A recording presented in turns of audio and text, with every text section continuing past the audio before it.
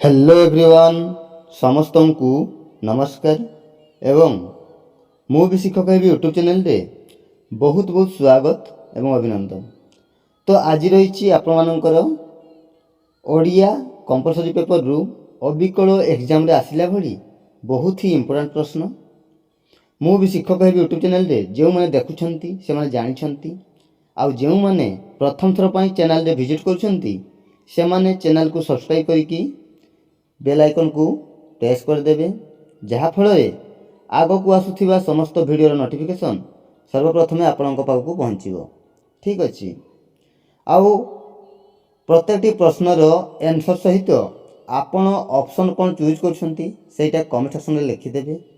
आउ शेष में आपणकर आउट ऑफ 10 केते मार्क रोची ताहा मध्य कमेंट निश्चित रूपे जनइबे। ठीक अच्छे तो चलतु आउ डेरी न करिकी क्लास को आरंभ करिया।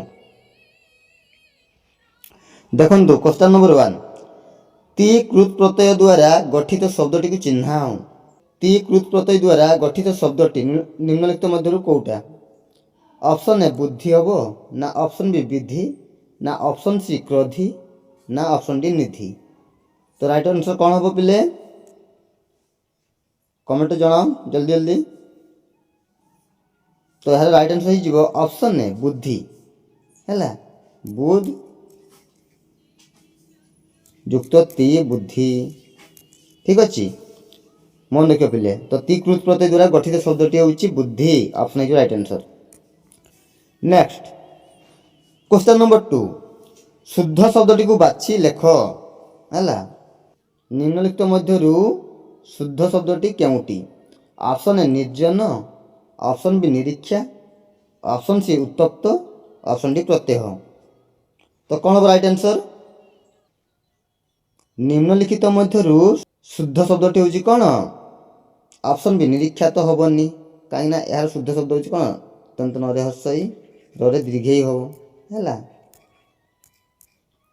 प्रत्यय हेनी ये मध्य भूल अच्छी कौन हम प्रत्यय है एकार हेनी प्रत्यय है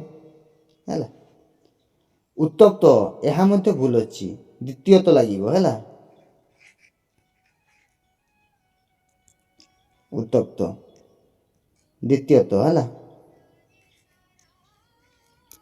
ये उत्तप्त। तो कौन है राइट आंसर? ऑप्शन है निर्जन है ऑप्शन है राइट आंसर। ठीक अच्छे नेक्स्ट क्वेश्चन नंबर 3 केउटी एक संस्कृत उपसर्ग नुहे? केउटी एक संस्कृत उपसर्ग नुहे? ऑप्शन ए परा ऑप्शन बी श्रम ऑप्शन सी बद ऑप्शन डी आ। कौन हम right answer?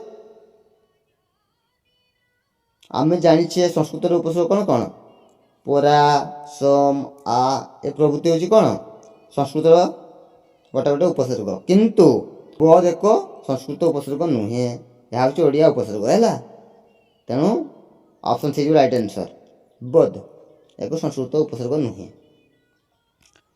Next question number 4 केउटी एक ओडिया उपसर्ग नुहे? निम्नलिखित मध्यरु केउटी एक ओडिया उपसर्ग नुहे? अण अभि फि स्व। कौन है राइट आंसर? अण एक ओडिया कौन उपसर्ग फि मध्य एक ओडिया उपसर्ग स दंत स है ये मध्य एक ओडिया उपसर्ग किंतु अभि एटा ओडिया उपसर्ग नुह एटा कौन ना संस्कृत उपसर्ग है संस्कृत उपसर्ग। ठीक अच्छे ताले option B right answer. Next question number 5 उदासीन एठारे उत उपसर्ग केम अर्थ जोग होईछि? उदासीन एठारे उत उपसर्ग केम अर्थ जोग होईछि? ऑप्शन ए ऊपर को ऑप्शन बी विरुद्ध ऑप्शन सी अभाव ऑप्शन डी उत्कर्ष। तो कौन राइट आंसर? उदासीन एठारे उत उपसर्ग केम अर्थ व्यवहार होईछि? कौन राइट आंसर बिले ऑप्शन सी अभाव अर्थ रे है उदासीन एठारे उत उपसर्ग अभाव अर्थ रे जोग होईछि option C right answer. Next question number 6 ନିପୁଣ ଏଠାରେ ନି ଉପସର୍ଗ କେଉଁ ଅର୍ଥରେ ଯୋଗ ହୋଇଛି? ନିପୁଣ ଏଠାରେ ନି ଉପସର୍ଗ କେଉଁ ଅର୍ଥରେ ଯୋଗ ହୋଇଛି? ଅପସନ୍ ଏ ବିରତି, ନା କୁସ୍ତିତ, ନା ସମ୍ମୁଖ, ନା ଆଧିକ୍ୟ। କ'ଣ ହେବ ରାଇଟ୍ ଆନ୍ସର୍? କ୍ୱେଶ୍ଚନ୍ ନମ୍ବର 6ର ରାଇଟ୍ ଆନ୍ସର୍ ହେଇଯିବ ଅପସନ୍ ଡି, ଆଧିକ୍ୟ ଅର୍ଥରେ। ନିପୁଣ ଏଠାରେ ନି ଉପସର୍ଗ ଆଧିକ୍ୟ ଅର୍ଥରେ ବ୍ୟବହୃତ ହୋଇଛି। ଠିକ୍ ଅଛି, ଅପସନ୍ ଡି ହେଇଯିବ right answer. Next question number 7, ଗାଈ ଥିଲା ହେଲା। କୃଦନ୍ତ ଶବ୍ଦଟିରେ ଗା ଧାତୁରେ କେଉଁ କୃତ୍ ପ୍ରତ୍ୟୟ ଯୋଗ ହୋଇଛି? ଗାଈ ଥିଲା, କେଉଁ କୃତ୍ ପ୍ରତ୍ୟୟ ଯୋଗ ହୋଇଛି? ଅପସନ୍ ଏ ଥିଲା ହେବ, ନା ଇ ଥିଲା, ନା ଇ, ନା ଅପସନ୍ ଡି ଲା। କ'ଣ ହେବ ରାଇଟ୍ ଆନ୍ସର୍? ଗାଈ ଥିଲା ହେଲା, ଗା ଧାତୁରେ ଅପସନ୍ ବି ହେଇଯିବ ରାଇଟ୍ ଆନ୍ସର୍, ଇ ଥିଲା ହେଲା। କେଉଁ କୃତ୍ ପ୍ରତ୍ୟୟ ଯୋଗ ହୋଇଛି? ନା ଅପସନ୍ ବି ଇ ଥିଲା, ଅପସନ୍ ବି ହେଇଯିବ right answer. Next question number 8, ବାବୁ ନାକସିରି ଦାନ ଯଜ୍ଞ ଯଶାକୁ ବିହର କାନନ କର ଆଲିଙ୍ଗନକୁ। ଏଥିରେ କେଉଁ ଅଳଙ୍କାର ରହିଛି ପିଲେ? ଅପସନ୍ ଏ ଉତ୍ପ୍ରେକ୍ଷା, ନା ଅପସନ୍ ବି ଅନୁପ୍ରାସ, ନା ଅପସନ୍ ସି ଶ୍ଳେଷ, ନା ଅପସନ୍ ଡି ରୂପକ। କ'ଣ ହେବ ରାଇଟ୍ ଆନ୍ସର୍? ବାବୁ ନାକସିରି ଦାନ ଯଜ୍ଞ ଯଶାକୁ ବିହର କାନନ କର ଆଲିଙ୍ଗନକୁ। ଏଠାରେ କ'ଣ ପ୍ରଥମ ପାଦରେ ଥିବା ନାକସିରି ଏବଂ ଦାନ ପଦ ଦୁଇଟି ସୃଷ୍ଟ ପଦ। ଏହି ପଦ ଦୁଇଟି ଅଭଙ୍ଗ ରୂପେ ଦୁଇଟି ଭିନ୍ନ ଭିନ୍ନ ଅର୍ଥ ପ୍ରକାଶ କରୁଛି।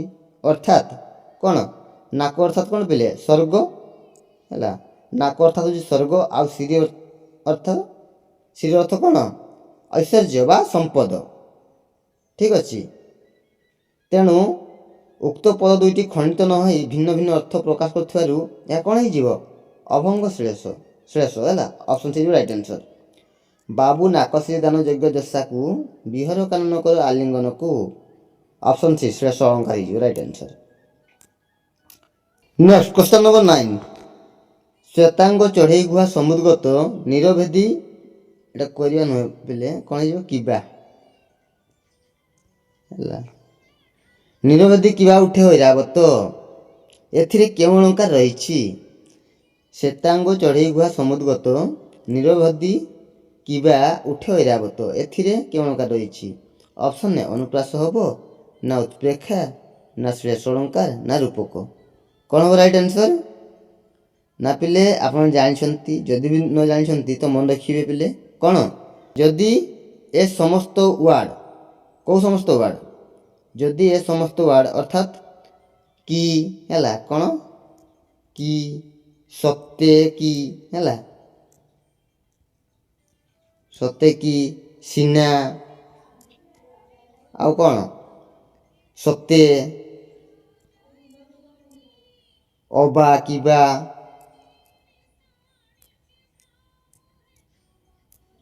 ଅବା, କିବା, ବା, ବୋଧେ,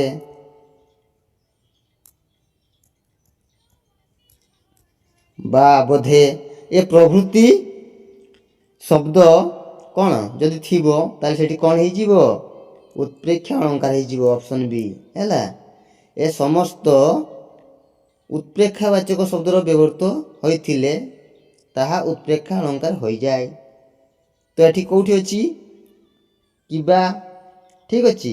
ଶ୍ଵେତାଙ୍ଗ ଚଢ଼େଇ ଗୁହା ସମୁଦ୍ରଗତ ନିରଭେଦୀ କିବା ଉଠେ ଐରାବତ, କିବାର ପ୍ରୟୋଗ ରହୁଛି।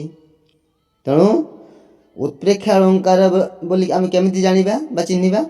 ଯଦି ସେଠାରେ ଏଇ ସବୁ ଶବ୍ଦ ରହିଥାଏ। କ'ଣ? ନା କି ହେଲା, ସତେ କି, ସିନା ହେଲା, ସତେ, ଅବା, କିବା, ବା, ବୋଧେ, ଏ ସମସ୍ତ ଶବ୍ଦର ଯଦି ପ୍ରୟୋଗ ହୋଇଥିବ ତେବେ ତାକୁ ସହଜରେ ଆମେ ଜାଣିପାରିବା ଏହା ଉତ୍ପ୍ରେକ୍ଷା ଅଳଙ୍କାର ବୋଲି। ଠିକ୍ ଅଛି। ନେକ୍ସଟ କ୍ୱେଶ୍ଚନ୍ ନମ୍ବର 10, ମୋତେ ଶକ୍ତି ଦିଅ ପ୍ରଭୁ। ଏହି ବାକ୍ୟରେ ପ୍ରଭୁ କେଉଁ ପଦ?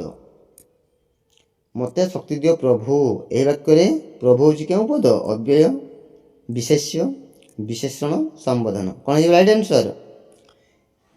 କ୍ୱେଶ୍ଚନ୍ ନମ୍ବର 10ର ରାଇଟ୍ ଆନ୍ସର୍ ହେଇଯିବ ସମ୍ବୋଧନ ପଦ ହେଲା। ମୋତେ ଶକ୍ତି ଦିଅ ପ୍ରଭୁ, ଏଠାରେ ପ୍ରଭୁ ଏକ ସମ୍ବୋଧନ ପଦ। ଅପସନ୍ ହେଇଯିବ right answer. Next comment work देख पिले आपण कमेंट वर्क प्रश्नटी हूँ तुमे जो बहीटी मत देइथिलो ताहा नियो पुणी जाज्ञ श्रेणी उपन्यासटी दियो एवं सप्ताहक भितर ताहा मु निश्चित फेराई देबी यह केउं प्रकार वाक्य ऑप्शन है अव्यय ना विशेष्य ना विशेषण ना संबोधन। तो ए प्रश्नर राइट आंसर कौन हम आपण मैंने कमेंट सेक्शन दे निश्चय रूपे कमेंट करके जनइबे आपणकर आउट ऑफ 10 है आपणकर आउट ऑफ 10 केते मार्क रहिला ताहा मध्य कमेंट करने भूलें निश्चित कमेंट करके जनइबे ठीक अच्छी। तो आउ गोटे नुआ वीडियो देखा से पर्यंत रहुछि धन्यवाद जय जगन्नाथ।